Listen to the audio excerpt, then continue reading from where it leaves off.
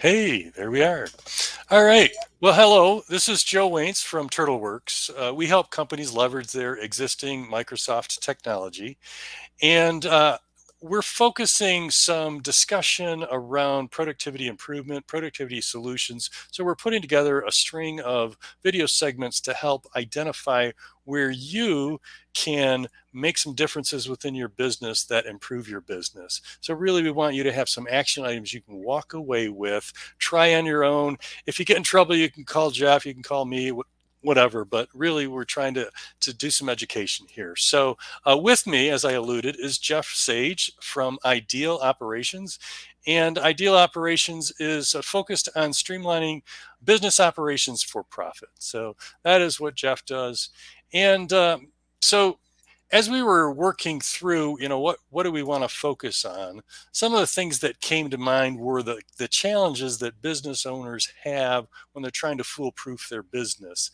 And what are the questions that Jeff would use to ferret out um, where the pain points are, where the problem areas are, so that he can provide some remedies to fix those problems. So one of the questions that came up was, in my mind at least, is, how much time leadership, managers, presidents are spending training their people or watching over the shoulders of their people to do the job that they were hired to do, meaning they haven't basically come to grips with what their job responsibilities are and how to act on their own. So, Jeff, when you talk to business owners, is that a question that you use? And if so, how does that conversation go when you ask that question? Well, especially in today's environment, when you ask that question, you find out that the leaders or owners of businesses are spending a lot of time in the business, training their people, working with people remotely, trying to understand how to move the business ahead in this new type of environment. And consequently, they end up spending an inordinate amount of time doing this and can't seem to get out of it. They're overwhelmed and they're working their tails off.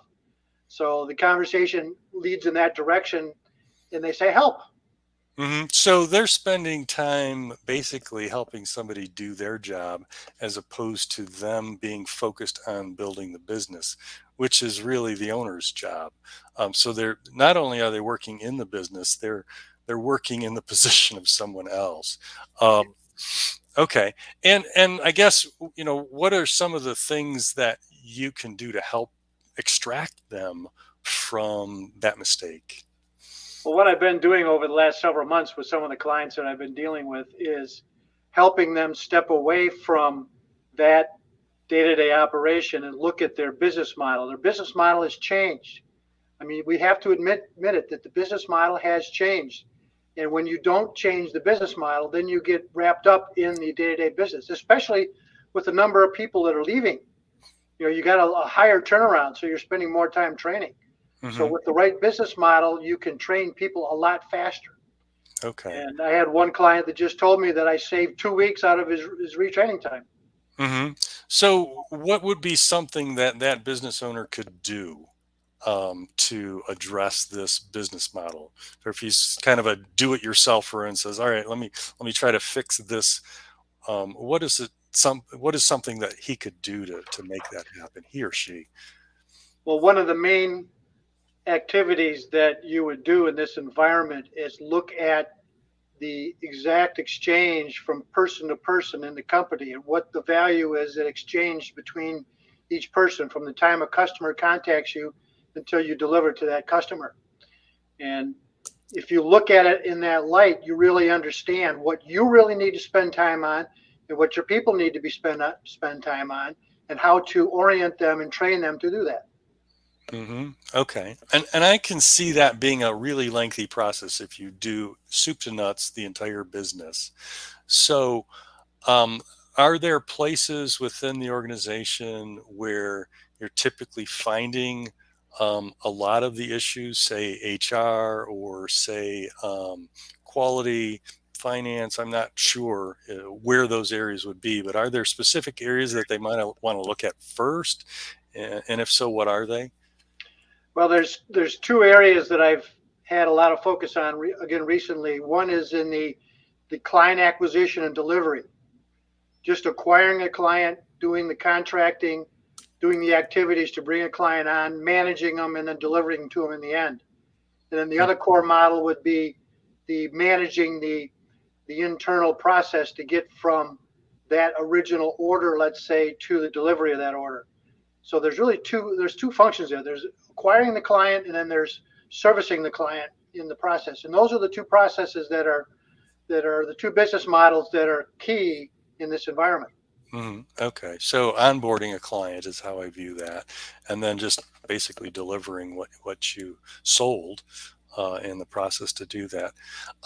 Okay, some of the other things that pop in my head around dealing with making businesses run better or foolproofing them has to do with this new remote working situation. It's not new anymore. It's 2 years, and I've been doing it for 12. But from the companies that had to suddenly switch to working remotely, a lot of stopgap processes were put in place. It's like, holy smokes, we got to work from home now. How do we make this thing hum?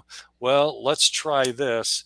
And they try something, it works, and they haven't gone back and reevaluated those processes. So they're dealing with, they're using in production long term at this point processes that were developed to be stopgap processes, to be a short term solution. Is that true? Are you finding that? And if so, are there ways for you to quickly identify where those processes are, or questions that you would ask, again, a business owner or C-level, when you're trying to ferret out where is it that these people are spending a lot of time doing things inefficiently? Yeah, what I've been finding is that the companies that are in a situation like you just described are implementing technologies that are like a stopgap, as you said. They're implementing additional technologies that may not be in the mainstream of their business, and it's causing a little disruption in the business where you've got multiple capabilities or multiple applications, even using a lot of Microsoft projects or products or Google products that you normally didn't use before. So you're adding complexity in that manner. You're filling a gap for now, but you're adding complexity to the environment. So that's when you need to step back and say, okay, now I've set this up. I've been running now in this remote environment. Let's bring this all together and say, going back to your core model again and saying, what is it exactly that I need to support that core model? Like I said before, that core model is going to change because of this remote environment. So you really need to bubble it back up to that level and say, what exactly do I need to support my core model? What do I need to eliminate? What do I need to enhance? Mm-hmm. And that's the exercise that a company needs to go through now in order to get back to growth and get back to scaling. Okay, good. I'm going to change gears again. I'm going to talk about paperwork. And for me, when I go into a business and I start dealing with manual process, it's not necessarily paperwork, but it's manual effort. And I always ask the question of, what are 3 spreadsheets you're using to run your business on? Because we can probably help you, or on your own, you could find ways to use Microsoft 365 tools to do this in a much better fashion. Or they're manually creating reports, spending 3, 4, 8 hours a day, once a week, to create reports that helps them make decisions. And again, those can be automated. But in your case, are you still running into people who are doing paperwork, like physical, 8.5 by 11 inch paperwork type stuff? If so, how do you ferret that out and get some actionable items to deal with, either making the paperwork go away or improving how you're handling the paperwork? In general, the first question I ask is what are you doing for who with this information? What I'm seeing is that the paper kind of disappears. So I want to stop you there. What are you doing for who? It's almost like that is something you would write down on a questionnaire and really use that to drive out um, whether this is useful or not. And if it is useful, then great. If it's not, it's sort of a sheep and goats kind of decision making tool, if you will. What are you Right. doing with this for who? So good question. Okay, keep going. Yeah, and what I'm finding out is that the the the physical sheets of paper are either being mailed or couriered to the next person in line, or they're being scanned. So I get Hmm. a scan image of that paper, and then I print the scan image out, and where I'm working remotely. So the paper is being distributed, excuse me, a different way.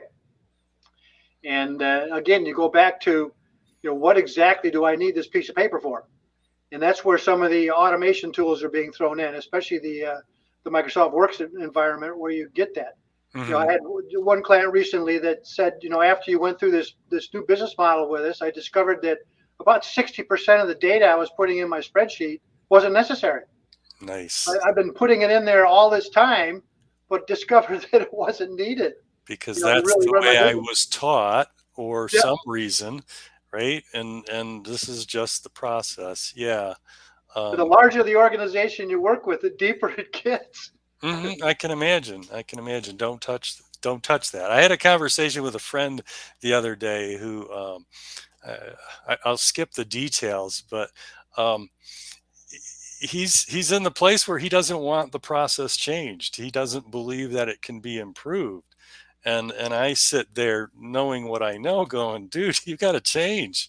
You got you got to reinvent yourself here, because I'm certain there are ways that you could improve the process and make things better. But you got to be able to open your mind to see that. You mentioned automation.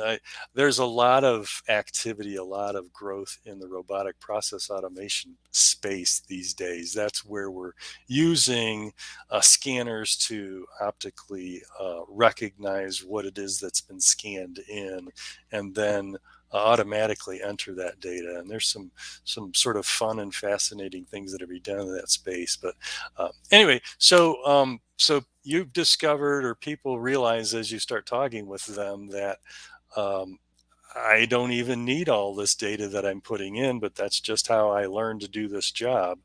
Um, how do you how do you how do you make that come to the surface? I mean, it's happened for this one instance, but is there something that you do as you're working with these folks to help them recognize that there's stuff that doesn't need to be entered? Or tell me more about that. Yeah, I'll just start by saying you talked earlier about a lot of list of activities and the amount of time that it takes to organize this all together. When I talk about the business model can be done extremely fast.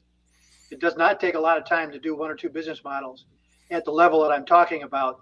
And then that level shows you where you need to focus on the activities and Hmm. where which activities to focus on to automate.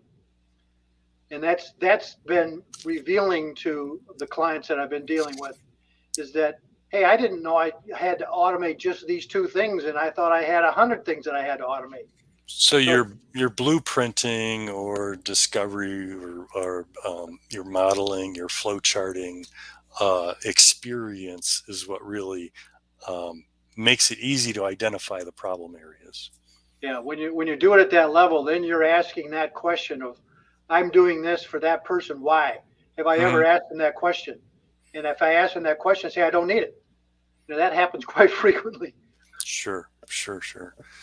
Okay, let's try another thought that I have going on around cash flow. And are there questions that you have found useful to deal with identifying places where cash flow can be streamlined or improved, or problems within cash flow addressed?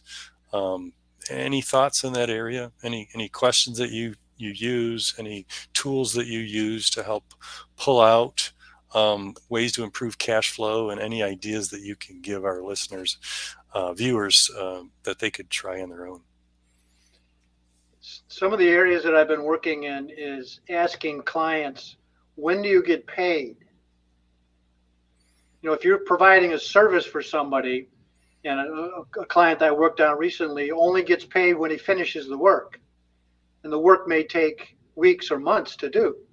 Mm-hmm. And I asked the questions. I said, why don't you ask for a deposit up front?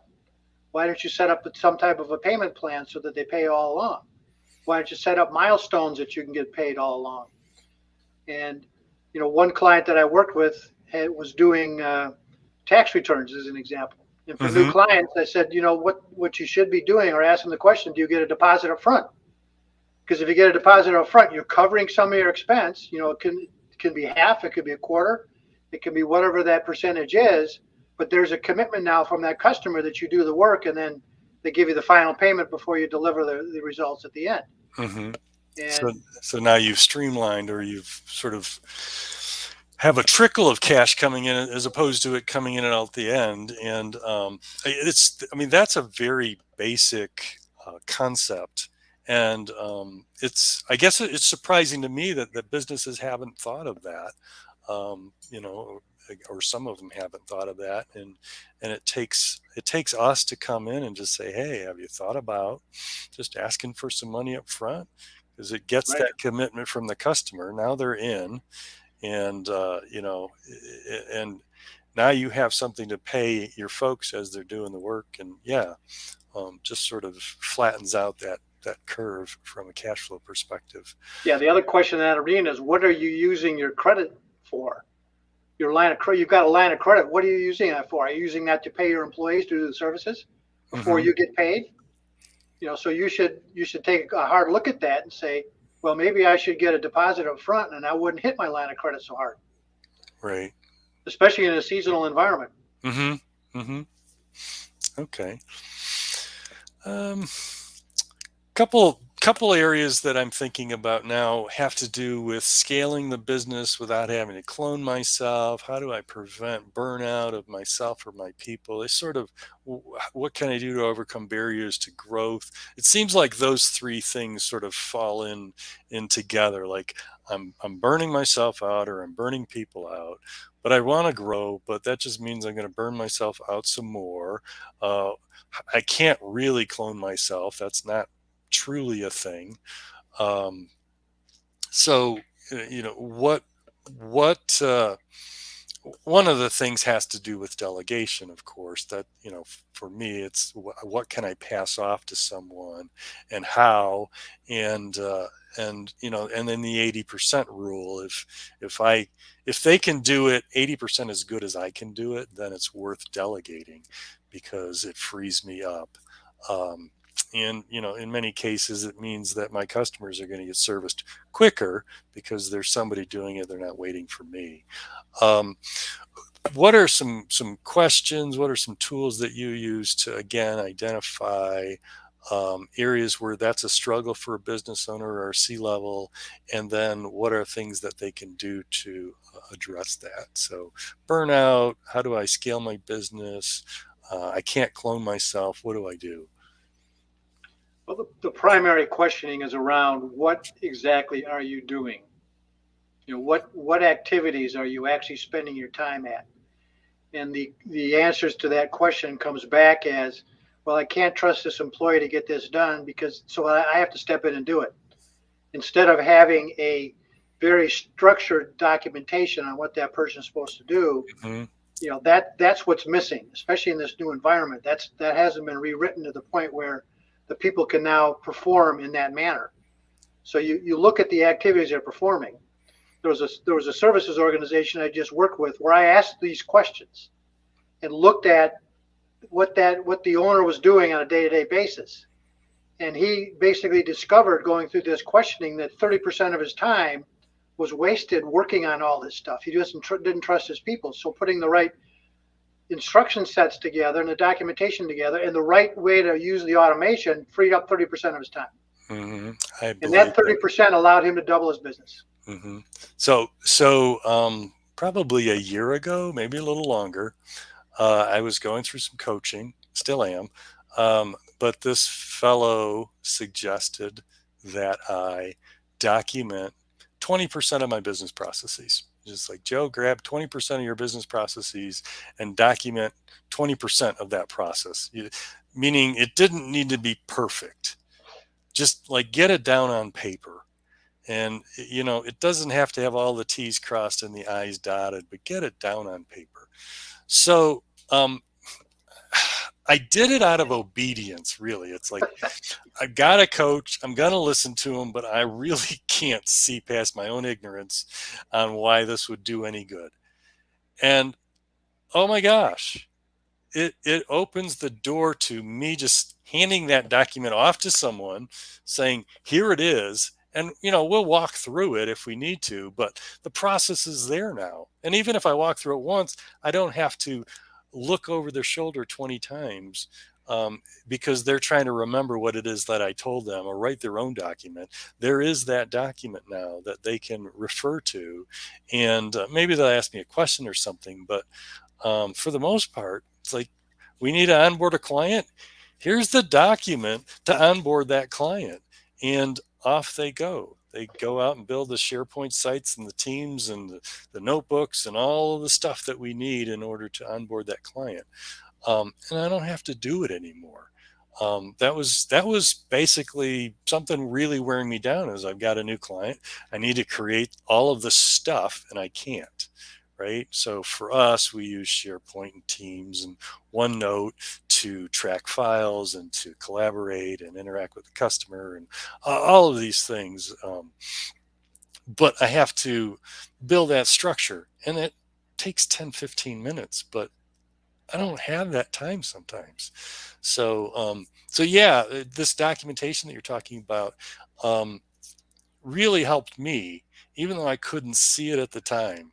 I did it again out of obedience. I just, all right, I'm going to document 20% of my stuff, and I'm just going to get 20% of the detail down, and it works. It really gets me from overthinking it. So, any other thoughts on this documentation? The Well, that 20% rule that you just used is consistent with the top level questions I ask clients about what their core model is. Like I said, there's one or two or maximum three core models that you look at, and that takes care of that 20% and getting to the depth of that. The rest of it probably just falls out easily, but that 20% can get you a lot of time back. Mm-hmm. And that working in those parts of the models then directs you to those key process areas, if you want to call them that you can refine and get a lot of waste eliminated from it and get them very efficient and get them documented such that you don't have to spend time on it. So it's not going through every activity and every process that you have in your organization. It's just the few that fall out of that model that you put together. Mm-hmm. Yeah, exactly. Just 20%. And when he did that, when he said, Joe, just document 20%, like, it stopped being overwhelming. And I was like, I can actually do this. So one other question having to do with turnover, and if there's any thoughts you have on that area. I'm sure that this idea of documenting your processes is helpful in dealing with turnover, but how do you prevent businesses from collapsing or having serious issues when key personnel leave? What are some questions that you might ask to help prevent that or alleviate that when it does happen? I guess I'm interested in any experience or thoughts that you have in this area that might benefit our viewers and me. So, what are your thoughts on preventing business fallout when key personnel leave? Well, what's helped with a lot of the clients that I've worked with is producing some maps of those top couple of business models that I talked about and having them posted. So when a new employee comes in, you can take them straight to that map and say, this is exactly how the work flows through this organization. You're responsible for these 4 areas. I'm responsible for this one area, because when you hit a complex situation or a very detailed situation that you can't answer, then I get involved. And I won't be involved anyplace else. It's your responsibility to get that done. By the way, here's some instructions or some documentation on what you need to do in each one of those cases. Mm-hmm. And handing that document to the person when they walk in the door and they see that map, they can refer back to that map, they refer back to that document, and the number of questions and the amount of time that you as a principal have to spend with them reduces significantly. Mm-hmm. Nice. Okay. One of my clients actually has that. They have this big map on the wall of the process. Yeah, I've never seen that anywhere else. It's sort of interesting. Um, By the way, the maps I'm talking about don't have more than maybe 15 blocks on it. It's got to be something that's not complex. okay. It's not a Okay. network diagram in electronics environment, Gotcha. you know. Okay. All right. So we're going to wrap up. If people want to get in contact with you, Jeff, how do they do that? Well, there's three mechanisms. Number one is my email, which is Jeff, Jeff, at idealoperations.co. And that's ideal, IDEAL, ideal operations. So that's my email. My Mm-hmm. mobile phone number, feel free to call anytime. It's 248 379 5157. And you can go to my website, www.idealoperations.co, and you'll see some testimonials on there and some case studies of work that I've done in the past and most recently, especially Mm-hmm. the two testimonials that I just put up on there. Basically, talk about the reduction in time that the principals now spend in their business. Nice. Okay. Perfect. So just want to reiterate, it's ideal with an L, IDEAL, and it's operations plural. So there's an S on the end, and it's Yes, not .com, it's .co. correct. So perfect. And I guess along with that, if you wanted to get in contact with me, you'd certainly go to my website, turtle.works. And we're throwing out there a 3-question downloadable to help identify ways to simplify your business. And Jeff has also a 5-step operation system you can download from his website. My phone number is 586-250-2589. And again, you just go to the website, turtle.works, and you'll find everything you need there to contact me. And there's also videos that you can look from different webinars that I've done to help you understand Microsoft 365, ways to leverage your existing investment to improve your business. So thank you for your time, Jeff. This was fun. This is our very first one. So, and there's more to come. I've got another one scheduled soon, and I'm also talking with some other folks to get those in place. So, bye for now. All right, thank you.